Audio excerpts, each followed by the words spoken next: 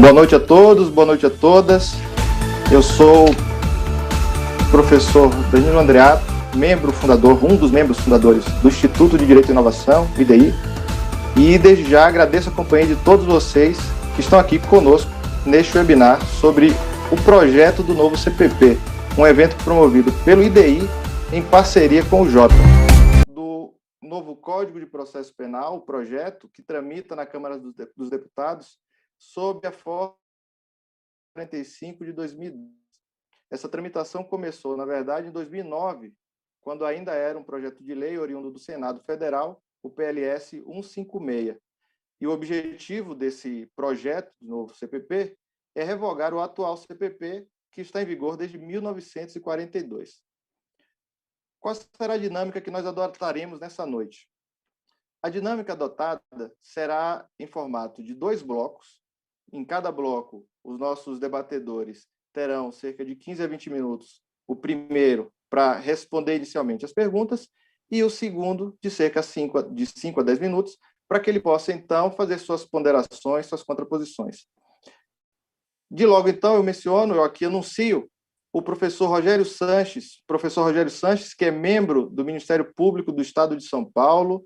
Ele é professor e coordenador pedagógico do curso RSC Online, autor de inúmeros livros e professor também da Escola Superior do Ministério Público no Estado de São Paulo, em Santa Catarina e em Mato Grosso. Agora eu passo a palavra ao professor Rogério Sanches para que ele possa saudar todos nós que estamos assistindo e que, em seguida, eu possa apresentar o professor Augusto de Arruda Botelho. Professor Rogério Sanches, boa noite, um prazer tê-lo conosco. Eu que agradeço, Danilo, em seu nome, eu cumprimento todos os fundadores do Instituto de Direito e Inovação, um belo projeto. Aliás, nós carecemos de um projeto como esse, que sai da caixinha, né? Começa a trabalhar algo novo. Então, eu quero saudá-lo, cumprimentá-lo e cumprimentar todos os sócios fundadores. Também cumprimentar o Jota, parabenizar o Jota pela parceria e também por esta série de webinários trabalhando temas importantíssimos. Quero cumprimentar o Dr. Augusto Botelho, advogado conhecidíssimo, respeitado, combativo, e dizer que certamente eu sairei hoje daqui com informações preciosas, para que eu pense direitinho a respeito de um tema que eu gosto muito, que é a investigação defensiva. Já quero esclarecer que eu tenho irmão advogado.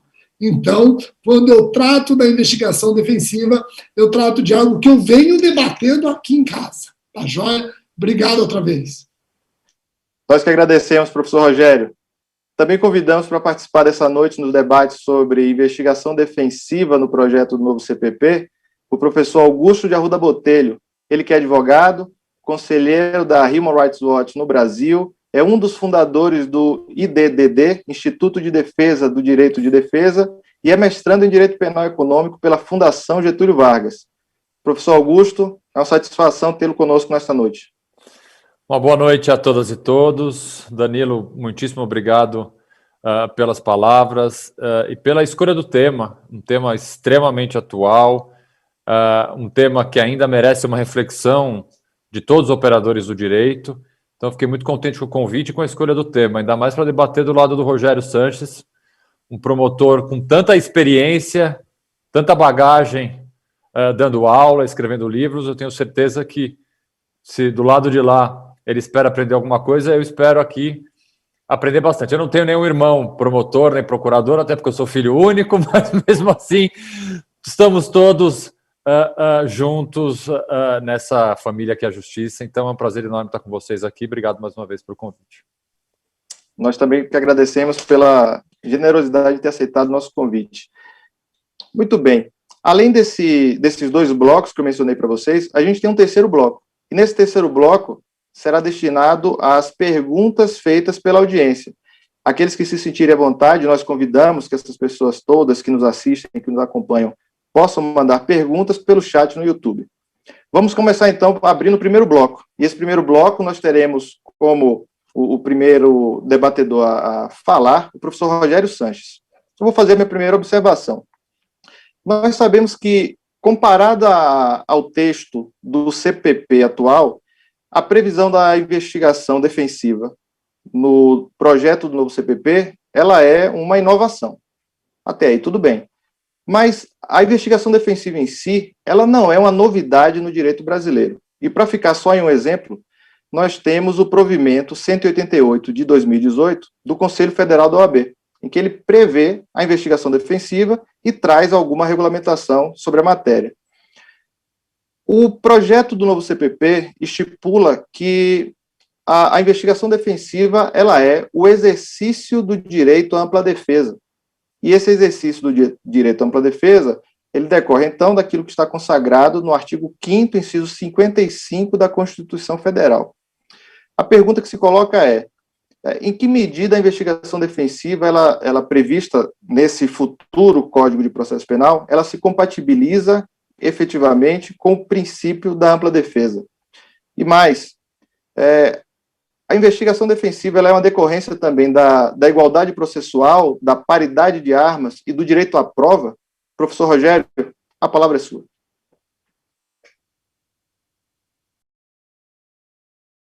Então, vamos lá.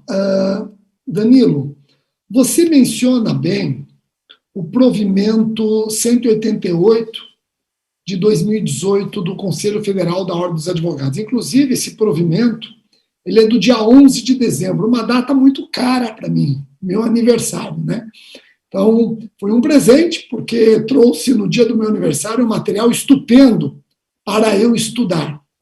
E quando você abre o provimento, logo no seu artigo inaugural, lá está o conceito de investigação defensiva. Eu tenho ele aqui comigo e ele diz o seguinte: investigação defensiva é o complexo de atividades de natureza investigatória desenvolvido pelo advogado. Eu acrescentaria também, obviamente, o defensor público.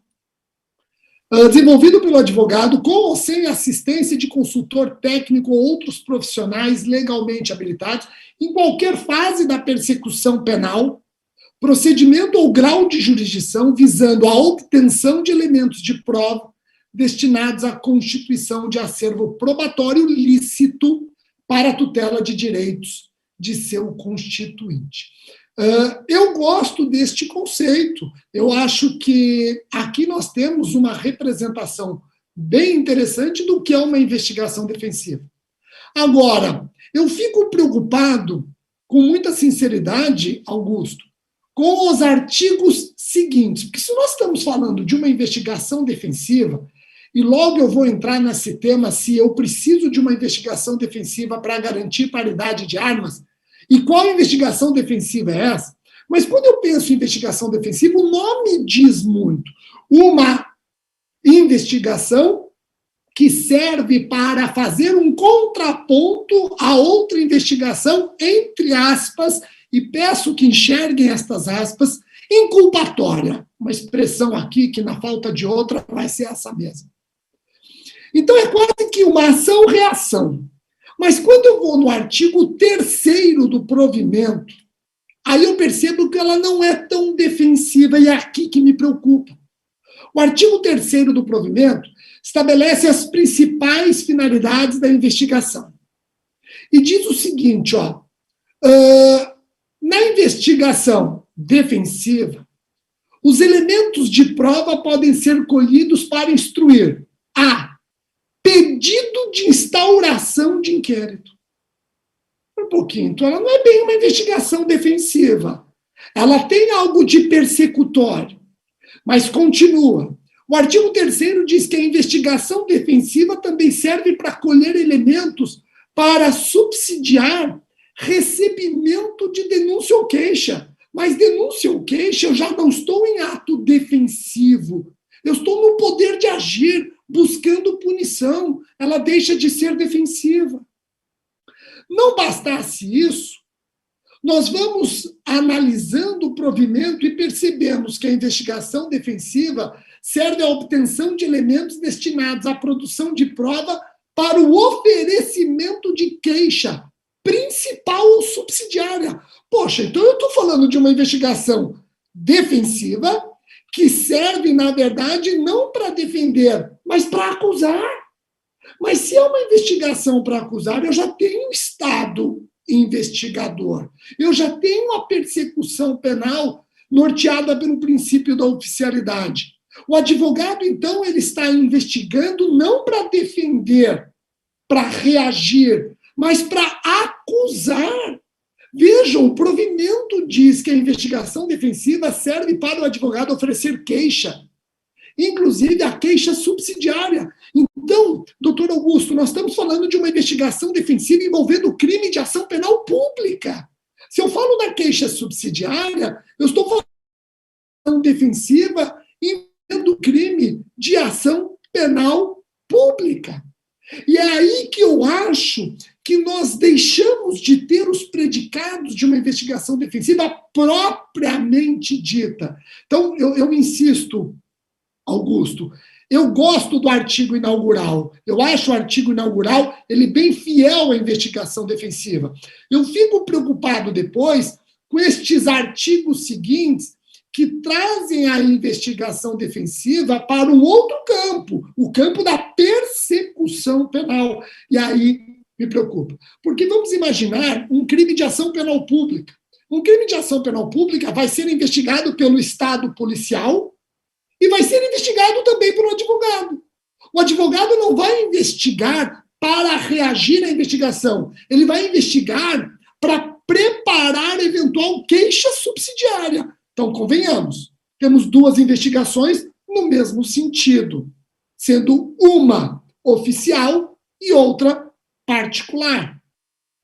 Mas eu acho importante aqui analisar algumas coisas. Primeiro, será que o provimento, e aqui eu questiono mesmo, a sinceridade, eu já estou transparecendo que eu tenho restrições severas com relação a alguns artigos.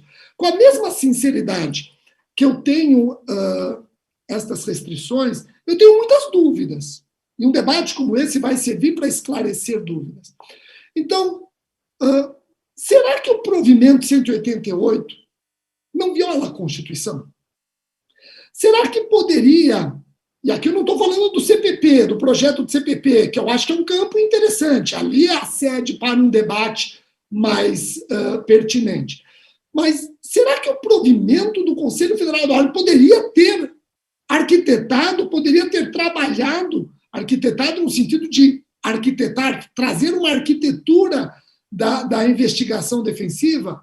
E é curioso, sabe por que é curioso? Porque no mesmo ano do provimento 188, a Ordem dos Advogados do Brasil ingressou com uma ação direta de inconstitucionalidade contra a resolução 181 do CNMP. No mesmo ano, a OAB questionou a constitucionalidade da resolução 181 do CNMP, em especial no que tange ao acordo de não persecução penal. A OAB falou, escuta, matéria penal e processual penal não pode ser discutida numa resolução do Conselho Nacional do Ministério Público. Tem vício de origem. Viola a matéria reservada à lei. E veja que a resolução do CNMP já foi considerada pelo Supremo um ato normativo primário. Então, ao mesmo tempo que a Ordem questiona a constitucionalidade da resolução do CNMP, por entender violar matéria reservada à lei, no mesmo ano, final do ano, veio um provimento trabalhando a investigação defensiva. Convenhamos, eu acho que ali ficou um pouco contraditório. De duas, uma. Ou não questionar a resolução do CNMP e trabalhar o provimento, ainda que tenham caráteres normativos absolutamente distintos, ou então, se questionou a resolução do CNMP, não vamos trabalhar a investigação defensiva num provimento do Conselho Federal. Eu entendo que esse provimento é inconstitucional. E eu vou dizer por que eu acho que é inconstitucional. Diferentemente do Ministério Público, e aqui eu não posso ser hipócrita, o Ministério Público ele também tem o seu poder investigatório questionado, até mesmo por advogados. Até hoje, o Supremo está constantemente sendo provocado a debater o poder investigatório do Ministério Público pelos advogados.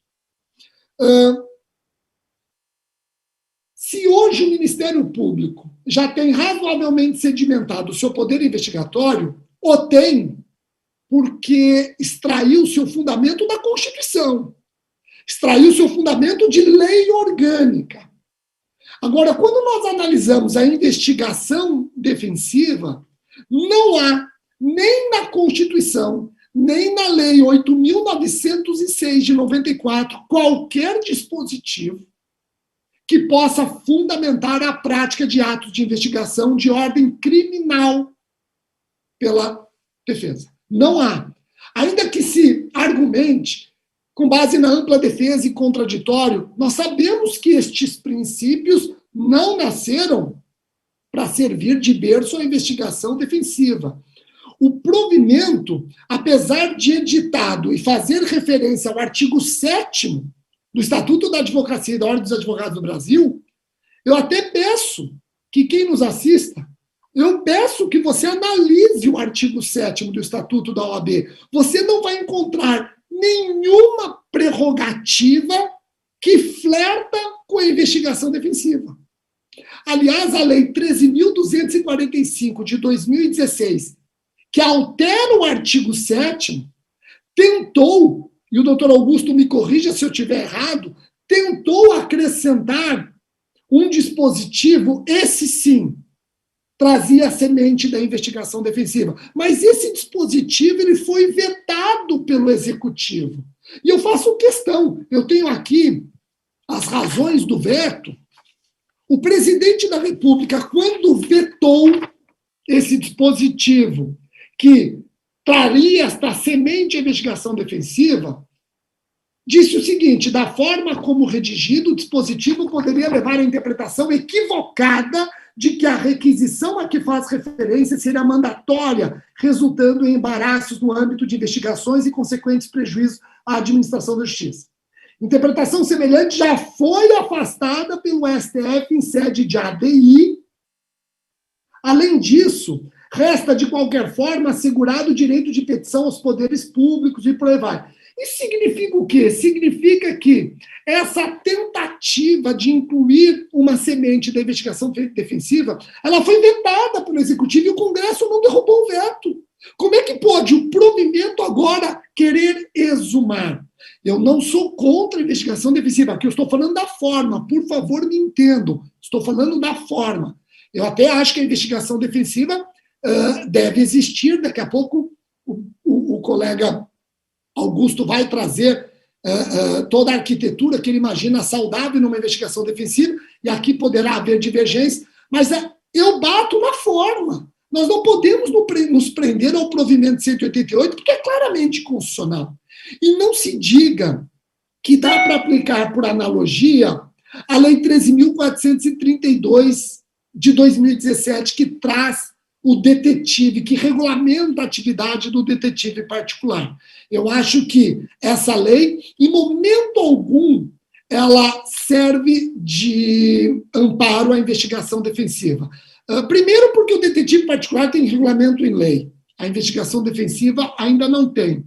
Além disso, a participação do detetive é colaborativa. É uma participação colaborativa. Ele colabora na investigação policial. E quando ele pratica diligências, as diligências são para colher elementos não criminais, que não invadam as diligências típicas do Estado policial. Então, eu estou aqui batendo na forma, já que o Danilo mencionou o provimento 188, eu acho que o provimento 188 não merece ser considerado a semente da investigação defensiva, até permite um debate como esse, isso é saudável, mas eu prefiro discutir a investigação defensiva em sede do Congresso Nacional, em sede de um projeto do CPP. Danilo, confesso que eu não controlei o tempo e eu queria saber de você se eu já extrapolei. Não, ainda tem tempo aí. Ainda tem tempo, professor Rogério. Fique à vontade, tem mais 8 minutos. Eu tenho mais 8 minutos, que bom. Tem mais 8 minutos, fique à vontade. Eu não controlei o tempo, eu fico aflito para não prejudicar o Augusto, não quero prejudicar o tempo dele, e o tempo eu sei que é precioso. O promotor de júri controla bem o tempo, aqui eu tô pecando em terra que eu costumo trabalhar razoavelmente bem. Bom, feito este alerta, então aqui eu vou só introduzir algumas questões que eu tenho certeza que no outro bloco, eu falando num segundo momento, talvez eu possa aprofundar. Rogério, você já falou do provimento que não parece a melhor forma para se eclodir a investigação defensiva. Mas você é a favor da investigação defensiva? Eu já anunciei que eu não sou contra. Não vou aqui dizer que eu sou contra. Agora, eu só acho que nós temos que pensar o seguinte: qual é a bandeira levantada, a principal bandeira levantada para aqueles que defendem a investigação defensiva, querem uma investigação defensiva? A igualdade de armas. A igualdade de armas. Bom, será que a investigação defensiva ela garante a igualdade de armas? E eu digo isso porque, Augusto, e aqui eu faço uma pergunta que eu tenho uma ideia, mas não tenho a resposta. De repente você garante, assegura a igualdade de armas. Mas vamos pensar. Quando você traz uma investigação defensiva, principalmente nos moldes em que está prevista no CPP, melhorou um pouco, viu, Augusto? Acho que agora, no substitutivo que eu tive lendo ontem, melhorou bem, porque a primeira versão, eu conheço advogados que também ficaram um pouco assim, assustados. Falaram, opa, aqui os próprios advogados, porque convenhamos, né, Augusto? Principalmente uma pessoa que tem a advocacia já com a musculatura que você tem. Você é uma pessoa que transita muito bem na defesa e pode transitar muito bem como assistente de acusação. Não, eu digo isso por quê? Eu digo isso, por mais que você tenha essa afeição à defesa, e nós sabemos que você tem, o seu discurso é um discurso de trabalhar com a justiça. Se amanhã você percebe que a justiça está na acusação, e você percebe, de repente, um Estado acusador inerte, leniente, etc., por que não ter uma pessoa com seu cabedal na acusação? E você, isso não é incomum. Cito Gamil Foppel, um advogado da Bahia, um excepcional advogado, ele não raras vezes está do lado da acusação, ou ele está na acusação na ação penal privada ou privada subsidiária. Você quer se deparar com uma investigação defensiva sem controle? Claro que não. Então, quando eu penso numa investigação defensiva, será que é ela, a investigação defensiva, que vai garantir a igualdade de armas? Não. E vou explicar por que rapidamente. Porque a investigação policial, a investigação estatal, a investigação pública, porque eu posso também ter uma investigação conduzida pelo Ministério Público. Essa investigação, ela é objetiva. É uma investigação de fatos e que, ao fim e ao cabo, serve para se decidir se existe ou não lastro probatório para o ajuizamento da ação penal. Havendo, ajuiza-se a ação penal. Não havendo, promove-se o arquivamento. Estatisticamente, nós sabemos que tem muito mais arquivamento do que denúncias. E sabe por quê? Porque o inquérito policial, ele não existe para você perseguir pessoas. O inquérito policial existe para você desvendar fatos, não importando a quem serve. Se serve ao Ministério Público ou se serve à defesa. A investigação é objetiva. Repito, por isso que nós temos muito mais arquivamentos do que denúncias. E essa investigação ela é norteada por deveres de compartilhamento e transparência. Súmula vinculante 14. Veja a resolução 181 do CNMP, uma resolução moderna, onde a regra é a publicidade e a exceção é o sigilo. E eu me refiro ao sigilo, inclusive, externo. Agora, quando você pensa numa investigação defensiva, nos moldes em que construída, não existe dever de compartilhamento, não existe dever de transparência. Ela é privada, ela não é isenta. Ela busca, sim, elementos para isentar alguém de responsabilidade.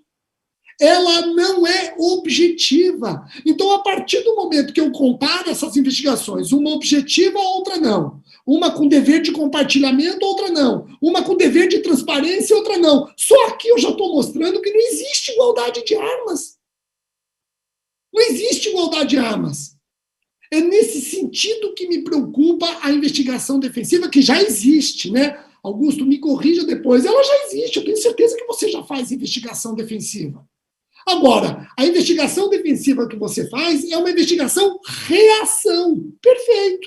Agora, como está, ela é mais do que reação. E eu vejo que o meu tempo já está acabando, eu deixo uma pergunta e eu volto no próximo bloco, onde eu falo no segundo momento, depois do Augusto, mas quem garante que essa investigação defensiva ela não se descambe numa investigação inculpatória, que ela busca imputar a terceiros?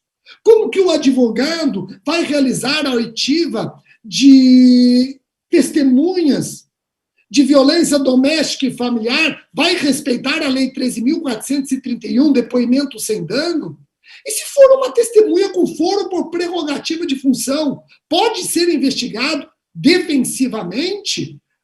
São perguntas que ficam não por conta ou por culpa da OAB. Eu acho que o Congresso está criando a investigação defensiva e está um pouco solto tudo isso. Nós precisamos criar estas amarras para que haja controle e se garanta efetivamente a igualdade de armas. Desculpa se eu extrapolei. Extrapolou 4 segundos, professor Rogério, isso não foi nada. Promotor de júri é assim, 4 segundos de... não é nem... Mas eu peço que passem 4 segundos. Quero meus 4 segundos agora. Isso é igualdade de armas. Exatamente. Professor Augusto, a palavra é sua. Bom, antes, deixa eu só aqui registrar meu agradecimento ao IDI e ao Jota, e também a uma pessoa que me fez o convite, fez essa ponte para eu participar, o Vladimir Aras, procurador, uma pessoa que eu respeito demais, sempre aprendo muito com ele, então fica aqui esse registro. Rogério, eu concordo com vários, olha só, hein? Só que vamos ter que colocar alguma pimenta para o debate ficar um pouco melhor, ou mais animado, porque eu concordo com várias preocupações suas, e eu vou começar esses poucos minutos aqui de réplica, vamos pensar que a gente está no júri aqui, respondendo um dos questionamentos que você fez, se a investigação defensiva, ela garante uma paridade de armas. Eu acho que ela não garante integralmente, mas ela, de certa forma, ela diminui um desequilíbrio. E aonde que reside esse desequilíbrio? Eu gostei que você trouxe à memória o poder de investigação do Ministério Público, que foi e ainda é um tema bastante polêmico. Já adianto aqui que, à época, eu me posicionei de forma bastante contrária a essa possibilidade, ativamente, e digo aqui porque isso é público, participei de discussões, de visitas a ministros do Supremo. Na época, eu era vice-presidente do DDD, e o DDD participou de uma campanha junto de outras entidades para demonstrar para a sociedade, para o legislador, alguns problemas que nós, à época, enxergávamos no poder do Ministério Público investigar. Hoje,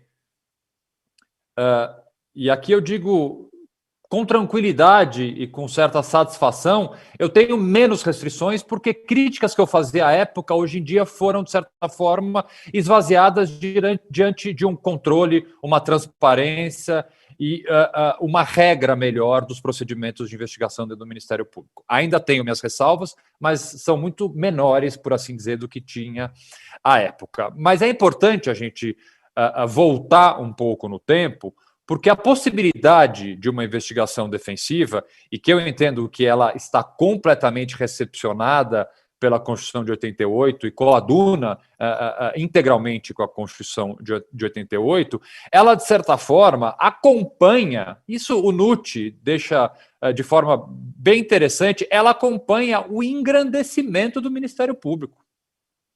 O Ministério Público é evidente, depois da sua possibilidade agora declaradamente colocada de investigar, aumentou, sim, seu desequilíbrio entre partes parciais em relação à defesa. Portanto, a investigação defensiva, ela sim, ela de certa forma diminui esse desequilíbrio, acompanhando o engrandecimento dos poderes que o Ministério Público tem hoje em dia, dando parte desses poderes, ainda com todas as limitações, isso a gente vai conversar um pouquinho ainda hoje, à defesa. Então, fazendo aqui uma interpretação extensiva do direito à ampla defesa, ao contraditório e à isonomia processual, é neste campo da Constituição que eu entendo que reside a possibilidade, sim, da defesa também investigar. Até porque, sejamos aqui bem objetivos, não há qualquer lei que proíba. Não há qualquer lei que proíba a defesa de investigar. Balizas da lei, que esse é um tema que nós trataremos no segundo bloco, observando a necessidade de apreciação judicial de determinadas medidas, é evidente, um controle, uma punição, tudo isso, essas são as preocupações que eu compartilho com o Rogério. Há temas e há arestas no provimento e no projeto de lei que precisam ser melhor discutidas. Porque não pode ficar solto, porque sim, há problemas, e aí eu vou entrar rapidamente no começo da sua fala, Rogério, quando você, de certa forma, aponta a incongruência dos artigos 2º e 3º do provimento ao permitir que essa investigação defensiva seja também usada para acusar. Vamos lá, que tipos de investigação defensiva nós podemos ter? Uma investigação defensiva estrito sensu, vamos chamar ela assim. E as outras 3 que eu vou aqui dizer, elas têm sim e podem ter um caráter persecutório. Uma investigação defensiva, por exemplo, que parta dos interesses da vítima. A produção dessa prova, ao fim e ao cabo, serve para quê? De certa forma, acusar. Uma investigação feita, e esta sim eu acho que tem problemas graves de regulamentação, que a gente vai tratar no segundo bloco, uma do ambiente corporativo. Essa é a que mais me preocupa. E eu vou aqui dar só um spoiler, porque vou falar disso no segundo bloco. E temos o 4º ponto, Rogério, e esse sim extremamente atual, e quando você fala que eu teria capacidade e tranquilidade para acusar, já atuei e atuo, inclusive recentemente fui contratado para atuar na ciência de acusação. Não é a posição que eu me sinto mais confortável, mas modéstia à parte faço até que direitinho. Agora, uma coisa extremamente atual no direito processual é a investigação defensiva colaboracional, que é o quê para aqueles que não podem estar familiarizados? No âmbito de um acordo de colaboração premiada, quando você inicia uma negociação com o Ministério Público pede, que eu vou tratar isso de forma bastante prática, que este colaborador, em tese, apresente o que nós chamamos de anexos. Nesses anexos contém ali os temas que vão ser tratados e, eventualmente, as provas, já no primeiro momento, para corroborar a versão. E eu me deparei nas situações em que advoguei, que são raras, mas existentes, para réus colaboradores, com uma dificuldade imensa de fazer essa investigação, que é uma investigação para acusar, Rogério, mas ao fim e ao cabo é uma investigação defensiva. Se partimos da premissa de que a colaboração premiada é uma tese de defesa.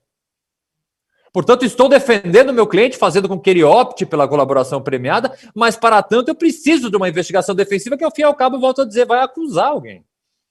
Portanto, eu não vejo, e aqui acho que reside uma de nossas divergências, eu não vejo qualquer contradição entre a investigação defensiva que, no final das contas, seja usada de alguma forma para acusar. Deixa eu ver se tem mais algum tema que eu gostaria de tratar já nesse primeiro bloco. Não, acredito que seja isso, a gente já pode passar para o segundo, agradecendo a todas as palavras.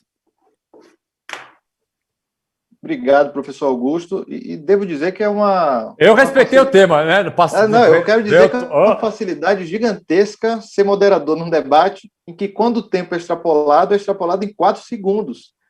O professor Augusto tem tempo aí de crédito que ele deixou. Mas agradeço as ponderações muito pertinentes dos nossos 2 debatedores, esses aspectos condensados até numa fala que o professor Augusto mencionou agora há pouco, com relação se há efetivamente uma igualdade, né, uma paridade, pode até não haver, mas ela pelo menos reduz a desigualdade que existe. E a gente sabe, como o professor Rogério mencionou, que o provimento realmente da OAB, esse provimento 188 de 2018, desculpem, esse provimento do Conselho Federal, ele realmente, primeiro é de se discutir se ele de fato poderia ter sido oriundo, essa regulamentação, de onde veio, né? Se não é matéria que deveria vir realmente por meio de lei, no CPP, como está a discussão hoje, mas o fato é que a investigação defensiva em si, como foi discutido por nossos debatedores, ela não é algo efetivamente proibido no país. Ela existe desde antes, inclusive, desse provimento 188, e aí um exemplo muito pertinente que o Augusto mencionou, as investigações corporativas, investigações no contexto de programas de integridade, que serão objeto também de pergunta aqui do nosso segundo bloco. E nesse segundo bloco, que a gente começa agora, em que o professor Augusto, justamente para que a gente possa manter esse equilíbrio, essa paridade aqui na participação, essa igualdade no nosso debate, o professor Augusto vai inaugurar, então, a pergunta vai ser primeiro dirigida a ele, terá um tempo superior nessa parte, o professor Rogério, em seguida, faz suas observações, seus comentários. E esse segundo bloco eu começo mencionando a respeito das críticas que são feitas ao projeto. Há várias críticas ao projeto, e uma delas com relação à ausência de controle prevista, ou melhor, a ausência de previsão no projeto do novo CPP em relação ao controle, a mecanismos de controle da investigação defensiva, da investigação realizada pelo advogado ou pelo defensor público, nos termos lá do artigo 44 e 49 do PL 8045, na sua versão atual. Isso porque a investigação estatal, a investigação realizada, seja pelo Ministério Público, seja pela polícia, ela possui seus mecanismos de controle, seus órgãos de controle.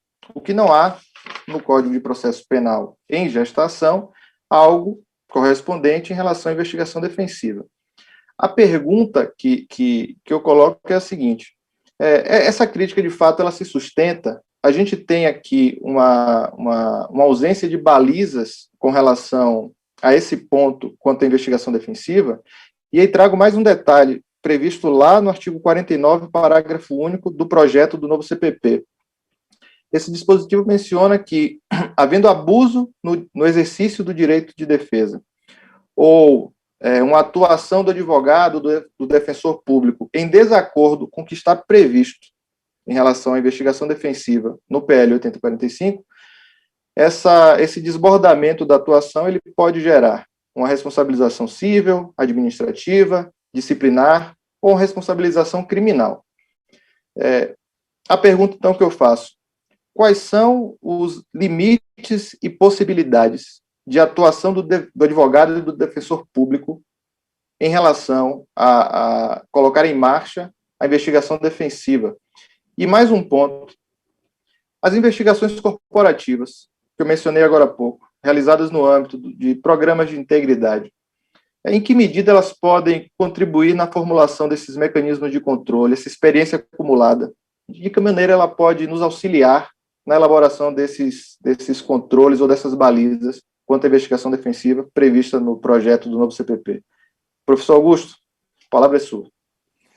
Obrigado, Danilo. Antes de eu entrar especificamente nessas perguntas, eu só queria voltar num ponto que eu deveria ter falado na minha fala anterior, mas é um assunto que não que a gente tenha que definir aqui e esgotar, mas é algo que me preocupa bastante dentro da possibilidade da investigação defensiva, Rogério, que é a seguinte: o quanto isso vai aprofundar a seletividade do sistema de justiça brasileiro. Por que eu falo isso?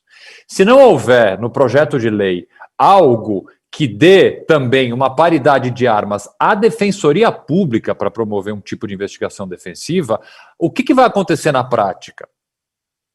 Pessoas com recursos, pessoas que tenham grandes advogados, que ao fim e ao cabo tenham o quê? Dinheiro, vão poder produzir uma prova para se defender e, quem sabe, tornar mais equilibrada a relação processual com o Ministério Público, mas e aqueles que não têm recurso?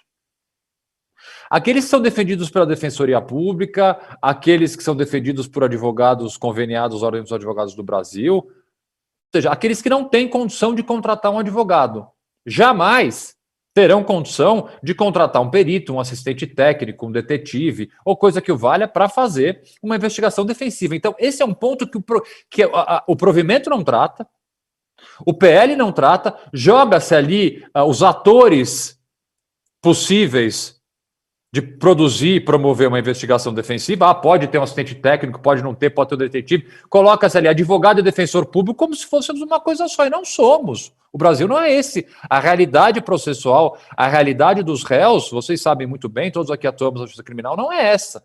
Então é preciso se colocar, de alguma forma, maneiras para se equilibrar minimamente um desequilíbrio que é gigantesco. Muito maior do que o desequilíbrio entre partes do Ministério Público e da Defesa, que é o desequilíbrio de acesso à justiça entre o pobre e o rico. Isso não pode passar batido, é uma crítica que eu faço reiteradamente, e eu não podia passar este momento sem fazer essa observação. Vamos agora responder, Danilo, especificamente suas perguntas, e eu gostaria de começar introduzindo o assunto da seguinte forma. O Brasil, e todos aqui nós acompanhamos processo legislativo, principalmente, obviamente, na área que militamos, que é a área criminal, e nós não somos assim, vamos dizer assim, nenhuma Brastemp em produção legislativa.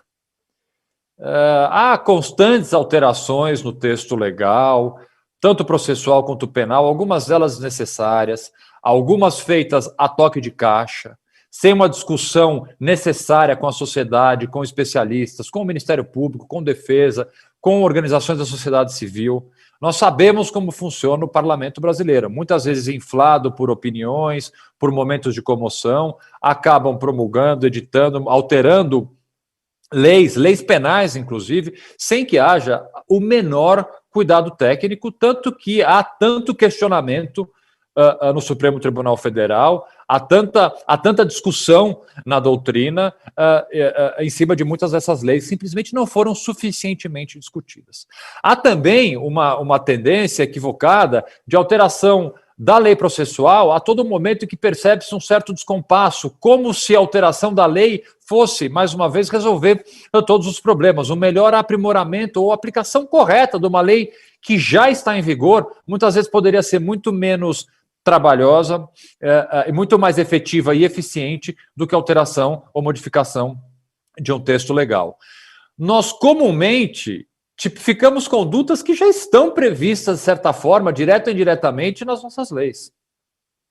Essa necessidade de criação de novos tipos penais, com a expectativa de que a criação de novos crimes, uma conduta, que geralmente é a conduta da vez, é a conduta da moda, vai cessar, sabemos todos que na prática não é assim que funciona.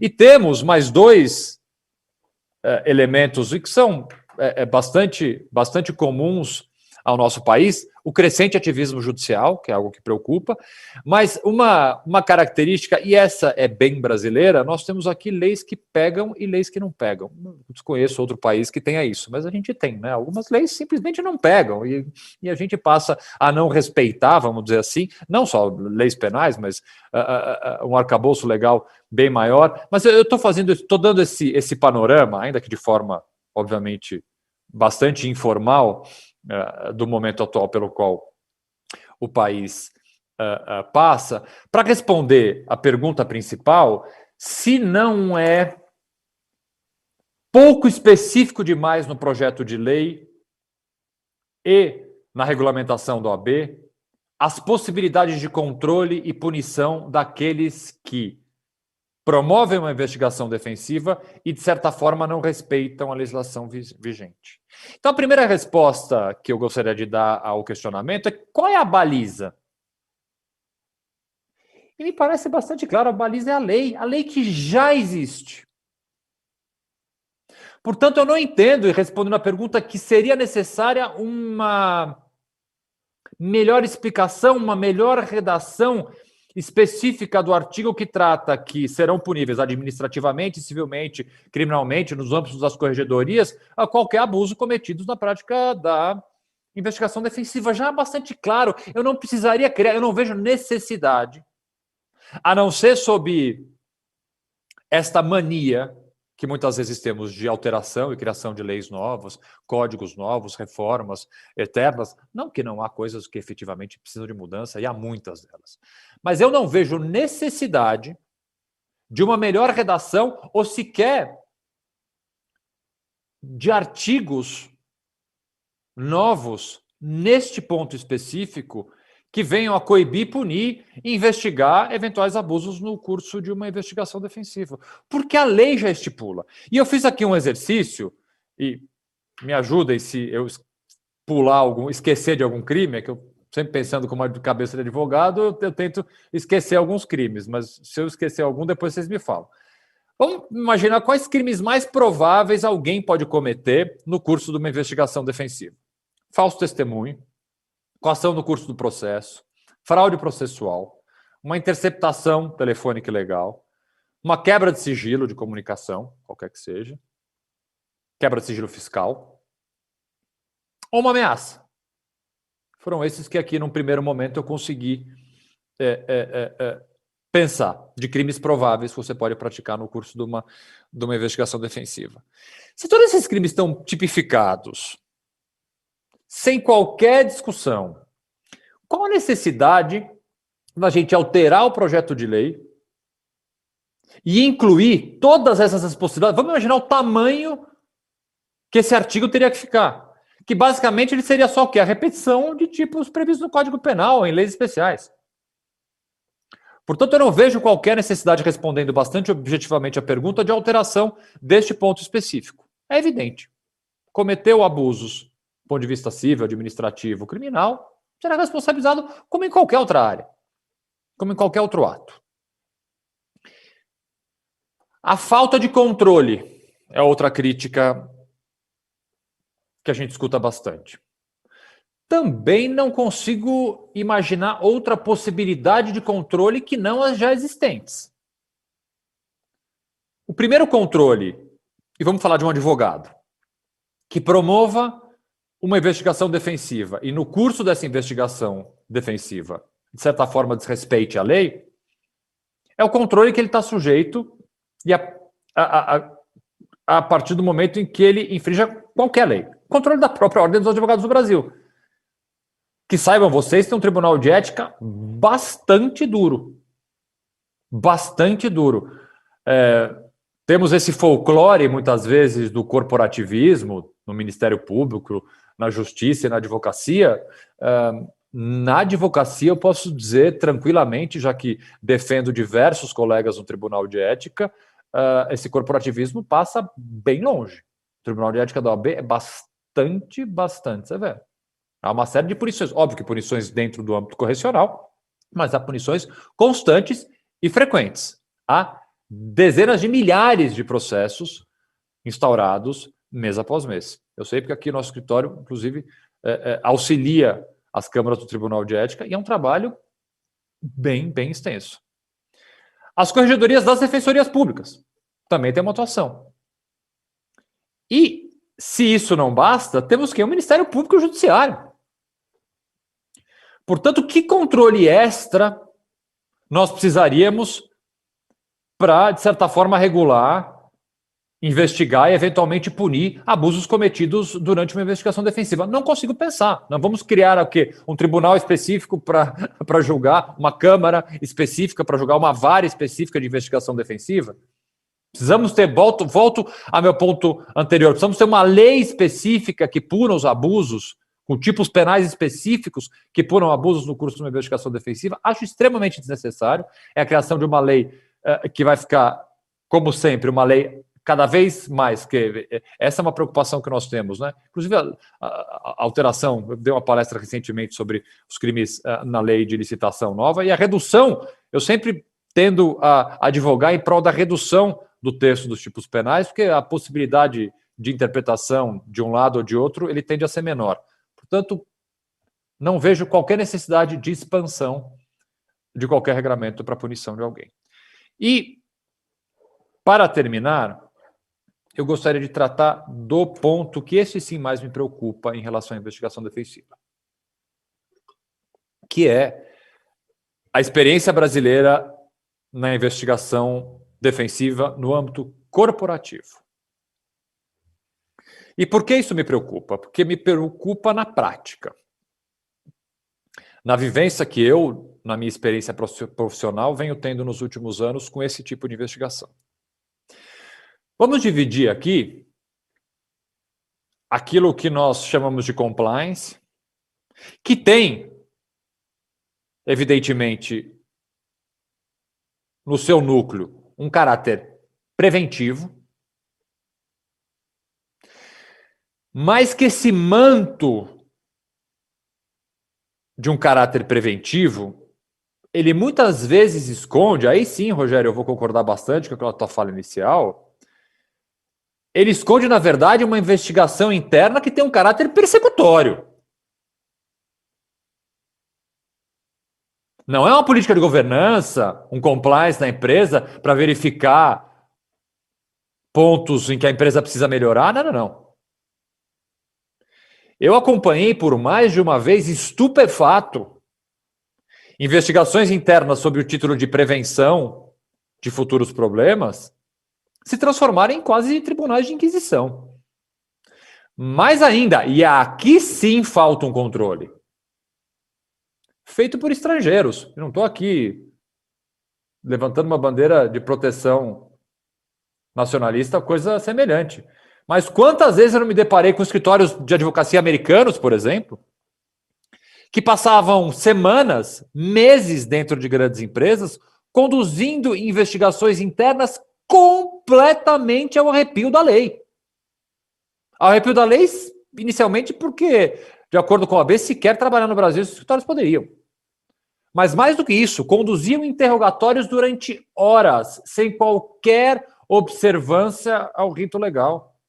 Apreendendo celulares, computadores de colaboradores da empresa, sob, mais uma vez, o manto de uma investigação corporativa de compliance, quando, na verdade, sabe-se muito bem que parte dessas investigações servia para quê? Para proteger a cadeia alta das empresas e imputar a prática de crimes a funcionários, a colaboradores. Aqui precisamos um acompanhamento, uma regulamentação muito melhor do que a existente, que, a bem da verdade, não existe.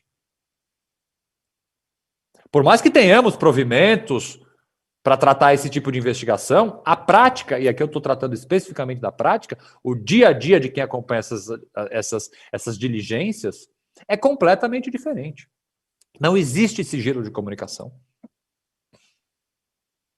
Não existe possibilidade de silêncio. Muitas vezes, sequer existe a possibilidade de ser acompanhado por um advogado. Não, o advogado da empresa faz isso para você. Você está acompanhado de advogado, eu sou advogado da empresa. Eu fui contratado pela sua empresa, eu sou seu advogado também.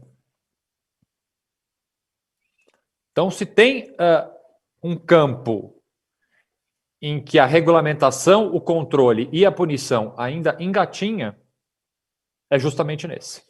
Eu vou aqui pontualmente terminar em 15 minutos, porque eu estou curioso para ouvir o Rogério em relação aos pontos que eu falei, mais uma vez agradecendo demais vocês. Nós aqui agradecemos, inclusive pela pontualidade, professor. Professor Rogério, suas considerações, por gentileza. Me avisa quando faltar 4 segundos.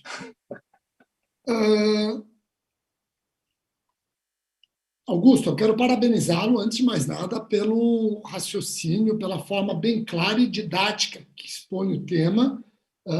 Eu parabenizo com toda a sinceridade. Achei muito legal o que falou do CPP.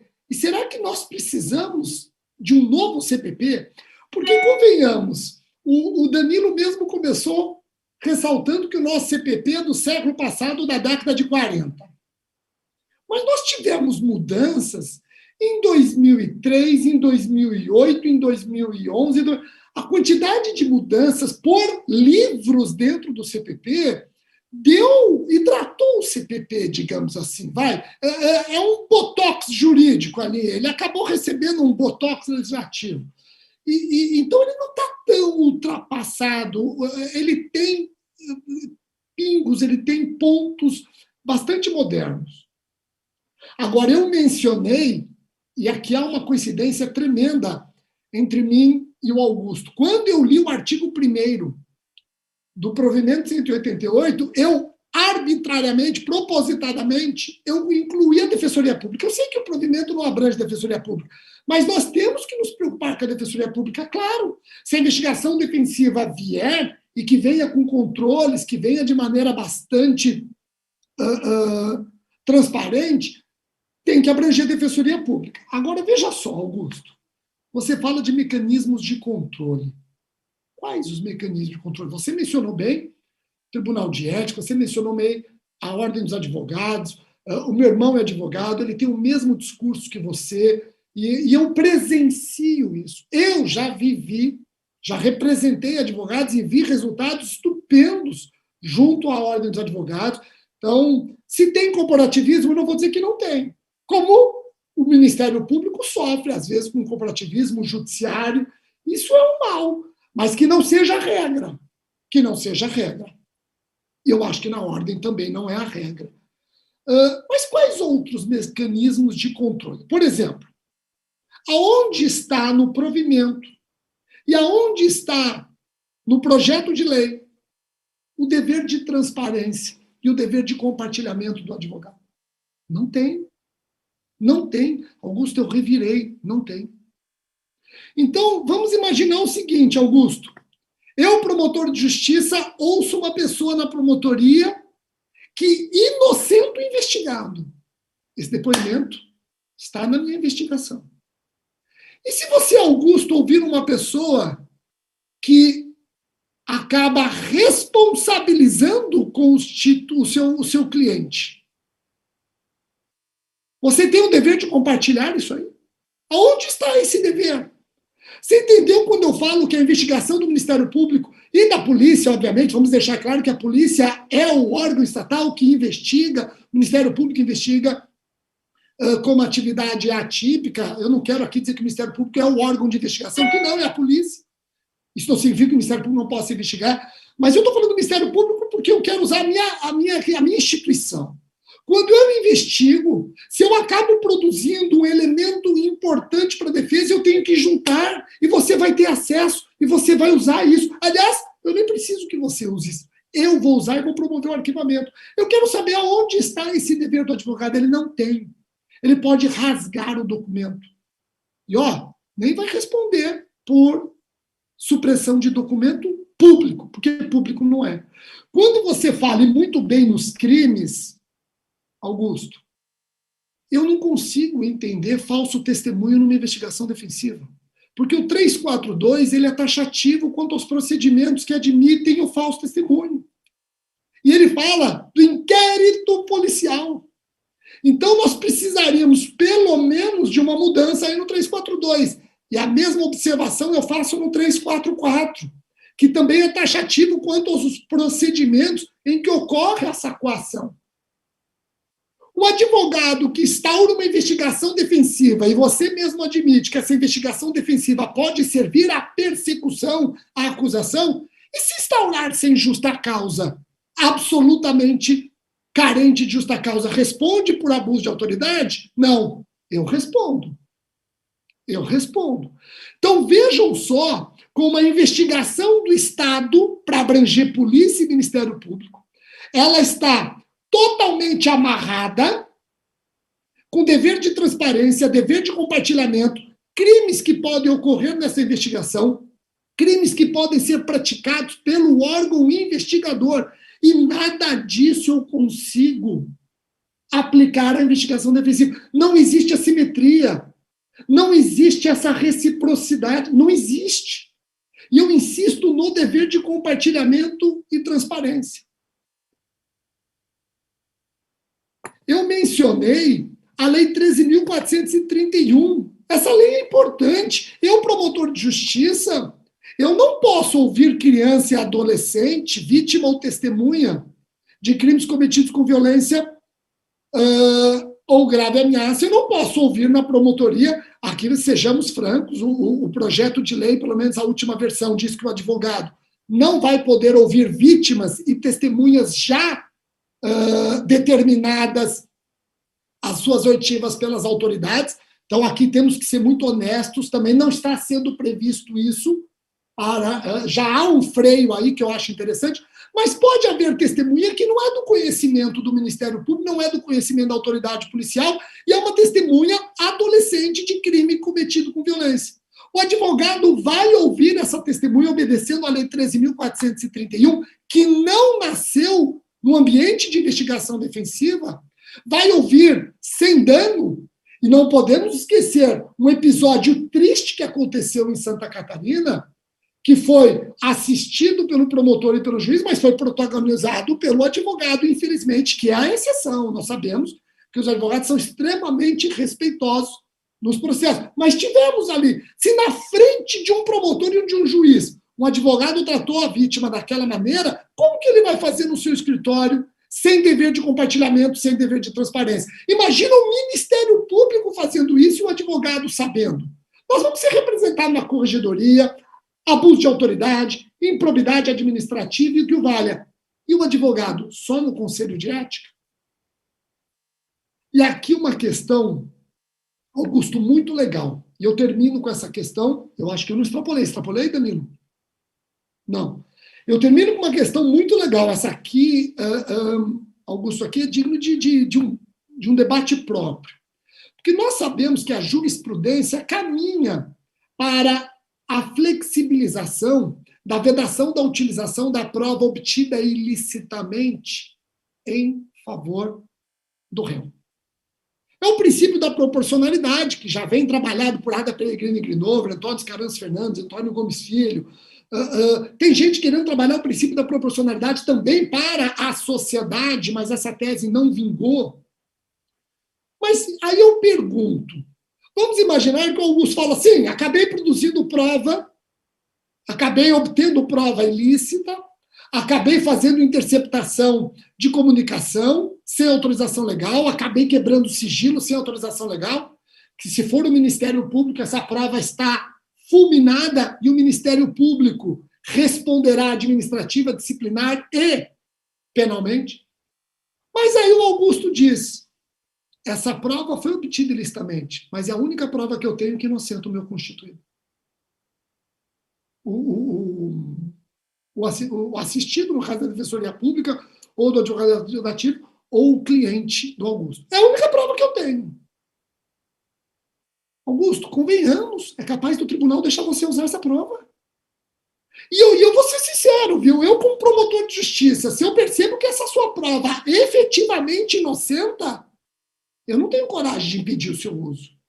Eu vou fingir que eu não vi uma prova que inocenta alguém para insistir numa acusação e condenação? Não. Mas olha o perigo de nós aplicarmos a proporcionalidade de maneira desenfreada para legitimar toda essa ilicitude numa investigação defensiva. Então eu termino com essa questão, que eu acho que é uma questão boa e que pode ser um tiro no pé e acabar trazendo 2 passos para trás esse ganho que a advocacia tem nos tribunais, que é a possibilidade, e a lei de abuso de autoridade, artigo 25, é claro no parágrafo único que diz, é crime de abuso de autoridade também, não só produzir, também usar prova obtida ilicitamente, vírgula, salvo sem benefício do investigado ou do acusado. Então, aliás, é o primeiro documento que já começa a positivar esse princípio da proporcionalidade. Eu termino aqui com essas perguntas, agradecendo e novamente parabenizando Danilo, todos os fundadores, Vladimir Aras, todos os fundadores aqui, eu sei que são vários, Ronaldo, e parabenizo também novamente o Augusto pela sua explicação, que eu acho muito didática.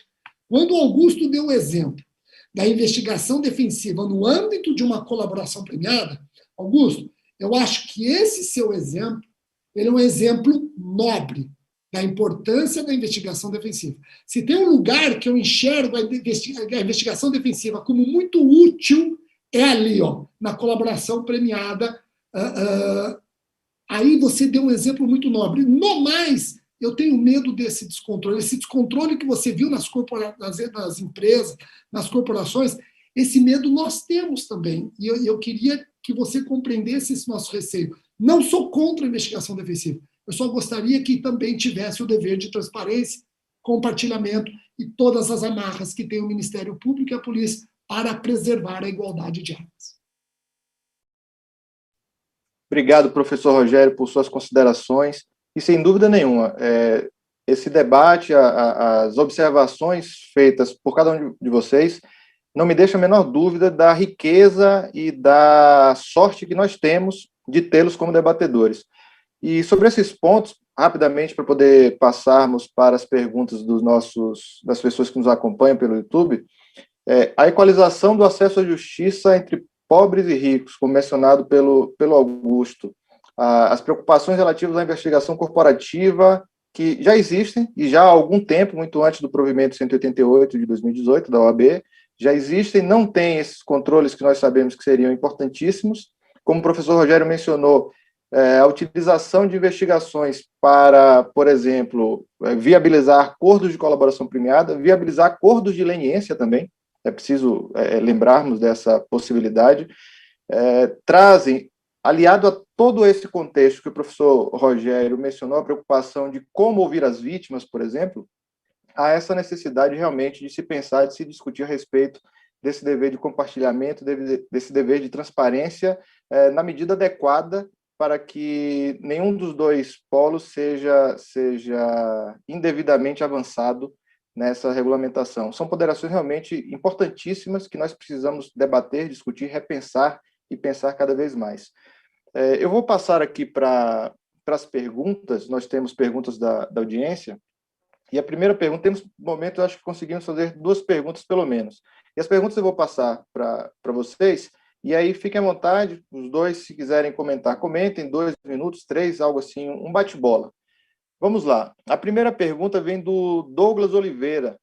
O Douglas pergunta, partindo do pressuposto que a investigação defensiva vem para ser um contraponto à investigação do Estado, o peso das provas produzidas pela defesa serão valoradas igualmente pelo magistrado? Professor Rogério, se quiser começar a responder, o professor Augusto, fiquem à vontade. Eu vou responder, vou ser rápido e objetivo. Claro, agora, qual o peso? Aí quem vai dar o peso é o próprio magistrado, porque nós estamos falando de um elemento colhido fora do sistema do contraditório. Então, eu não vejo como a investigação defensiva possa ter menos peso ou mais peso do que os elementos colhidos numa investigação do Estado. Não me venha com essa história de que o Estado é norteado pelo princípio da presunção de veracidade. Não, nós já vimos que o STJ não tem tolerância nenhuma mais com isso, a partir do momento que ele exige que um funcionário público, quando vai entrar no domicílio com o consentimento do morador, agora cria o tal do auto de consentimento. Eu nunca tinha visto isso. E filme já mostrou que não tem essa de presunção de veracidade. Então, eu não vou falar num elemento que valha mais que o outro. O elemento vai valer por si só, vai ser valorado pelo magistrado, de acordo com o conjunto probatório. Agora, tem uma diferença. Eu acho que o Augusto vai concordar aqui comigo. Essa aqui eu vou acabar levantando para ele cortar com toda a força do mundo. Se o juiz não pode condenar somente com base em elementos colhidos na fase pré-processual, eu não sei, mas me parece que ele pode absolver com base em elementos colhidos na fase pré-processual. Vai ser, aí eu não tenho como fazer essa... E é mais um detalhe, ao mesmo tempo que eu assumo isso, é mais um detalhe como essa investigação defensiva, ela não necessariamente traz uma igualdade de armas. Existe ali, sim, um passo a mais a favor da defesa. Bom, respondendo bem objetivamente também a pergunta, do ponto de vista legal, o tratamento tem que ser exatamente o mesmo. A prática vai nos dizer se a análise e o standard probatório vai ser o mesmo ao se verificar uma prova produzida pela defesa no âmbito de uma investigação defensiva e uma prova produzida pela polícia ou pelo Ministério Público, tendo tendência de 20 anos de experiência na justiça criminal, de imaginar que juízes, de certa forma, tratarão, digamos assim, eu não vou chamar de reserva, mas tratarão e procurarão observar com uma lupa a prova produzida pela defesa, até porque vai ser uma novidade. E aqui não estou dizendo aqui que o judiciário, de certa forma, é tendente à acusação. Estou dizendo que, pela novidade do fato, eu imagino que o judiciário demorará um certo período de tempo para se acostumar, por exemplo, com depoimentos escolhidos no escritório de advocacia, porque a gente vê isso em filme americano. Mas na realidade, no dia a dia de quem trabalha com a justiça criminal, sabe que isso não existe. Portanto, eu acredito que com o tempo, essa resposta ela pode ser dada de forma mais objetiva. Mas do ponto de vista legal, o valor da prova tem que ser o mesmo, até porque, isso eu falei na minha primeira resposta, uma prova defensiva que, por exemplo, passe por a mitigação de um direito e uma garantia fundamental, como sigilo de comunicação ou coisa que o valha, ela depende, obviamente, de uma decisão judicial, assim como o requerimento do Ministério Público. Portanto, entendo que o resultado e, portanto, a análise e o peso que ela vai se traduzir numa investigação tem que ser exatamente o mesmo. Obrigado, Augusto. Obrigado, Rogério. Temos mais uma pergunta, e temos tempo pelo menos para mais esta. A pergunta vem do professor Antônio Suxberger, que esteve conosco há poucos dias, discutindo também temas do projeto do novo CPP. Obrigado pela pergunta, professor Antônio Suxberger, e agradeço também ao Douglas, que mandou a pergunta anterior. A pergunta do Suxberger é a seguinte: num país desigual como o Brasil, exercício de cidadania passa por garantias institucionais. Outorgar a modelagem da atividade defensiva a uma atuação privada parece um transplante ruim dos Estados Unidos, até porque na Itália, sempre citada como exemplo, o desenho da investigação defensiva é bem diferente do que se propõe no Brasil. Aí eu vou complementar, antes de passar para vocês, com uma observação minha. No CPP italiano, há o regramento, se não me engano, por ali pelo artigo 391 bis, se não for esse dispositivo, é ali por perto, em que ele traça uma série de limites em relação, ou direitos, em relação à vítima sendo ouvida no âmbito de investigação defensiva, que é, por exemplo, um período de antecedência mínimo de 24 horas para que ela seja ouvida. É a possibilidade dela contratar advogado para ser ouvida numa investigação defensiva levada a cabo por outro advogado.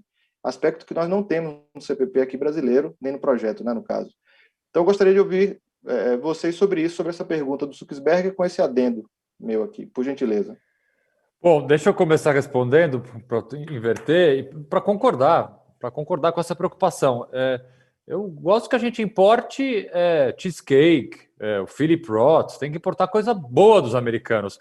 Mas convenhamos que nós aqui no Brasil, principalmente na legislação penal, ultimamente nós temos tentado importar e adequar ao nosso sistema, que é completamente diferente do deles, eu não preciso nem dizer, alguns mecanismos de investigação e de processo que podem não funcionar e, pior do que isso, podem produzir efeitos bastante deletérios para a justiça brasileira.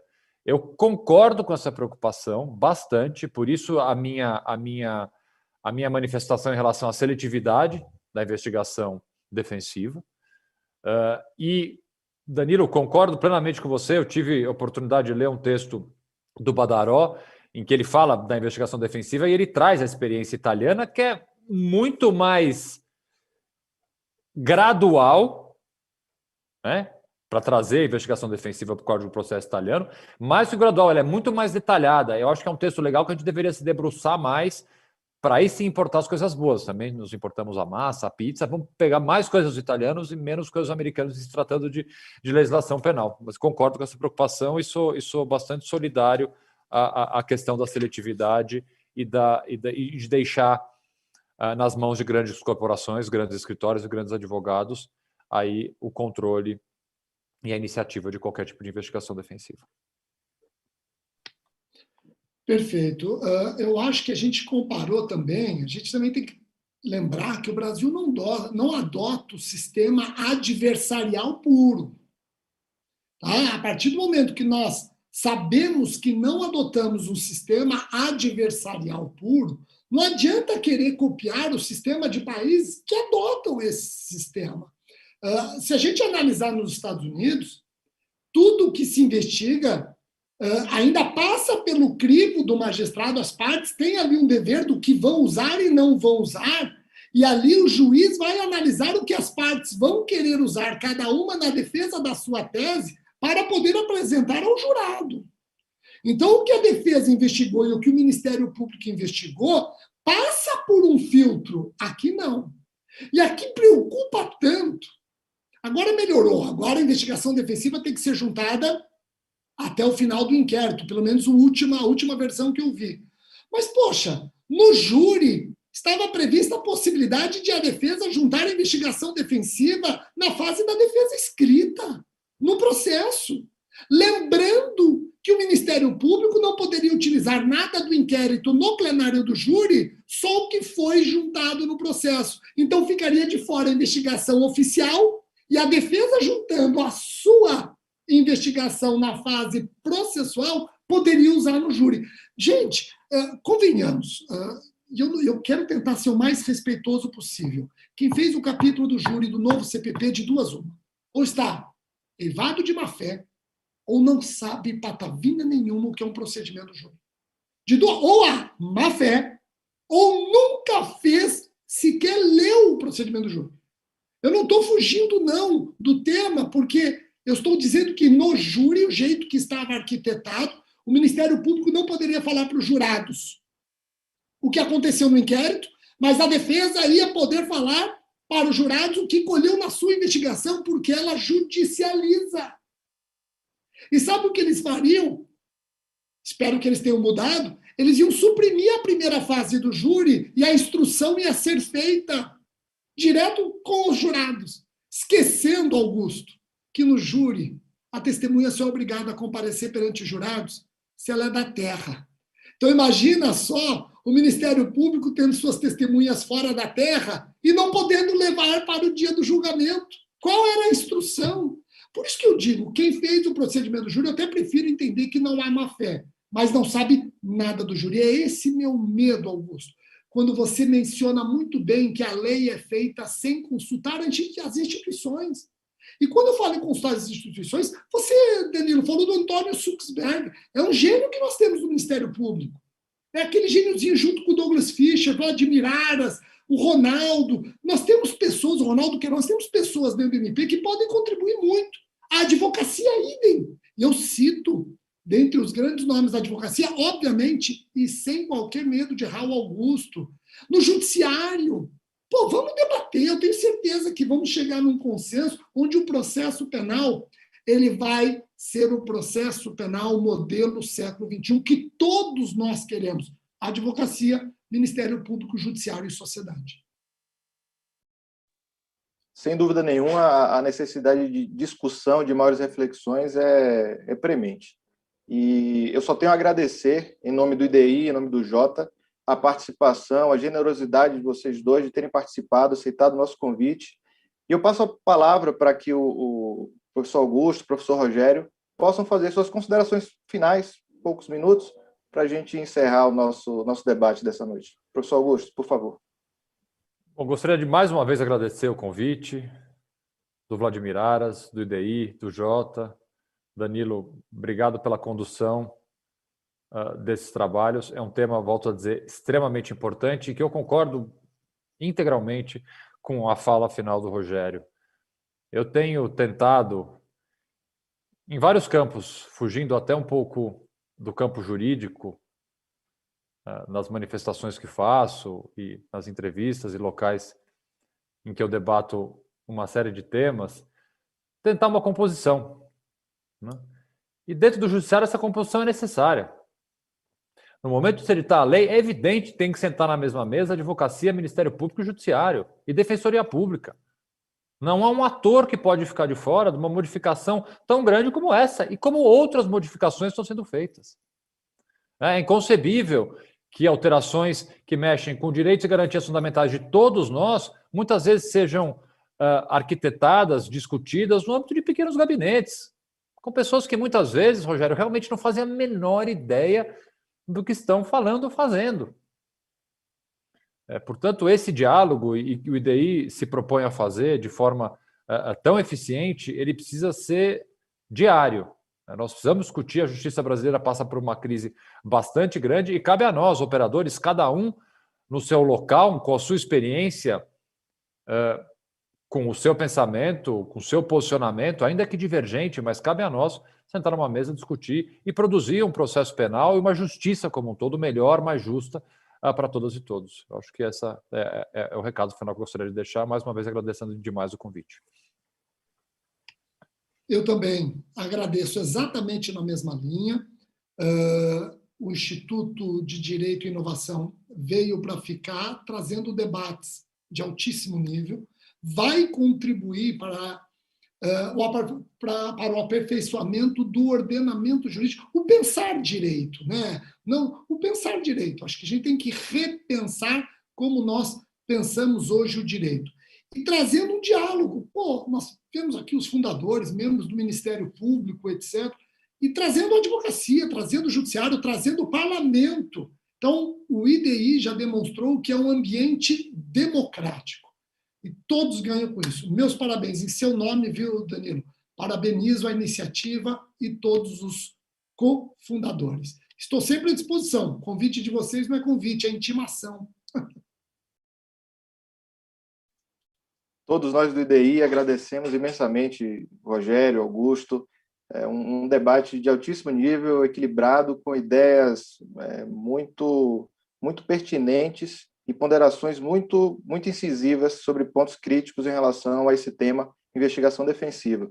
E uma preocupação que foi apresentada por ambos foi com relação ao direito das vítimas. E o direito das vítimas é tema do nosso próximo evento, semana que vem, dia 8 de julho, será às 18 horas, e esse tema será tratado por duas debatedoras, a Ilana Martins, advogada e doutora em Direito, e a Fabiola Moran, promotora de Justiça e mestre em Direito, falarão sobre esse tema, sobre a mediação do nosso Ronaldo Queiroz. Ele que é membro fundador do IDI, um dos membros fundadores do IDI, e é professor e procurador regional da República.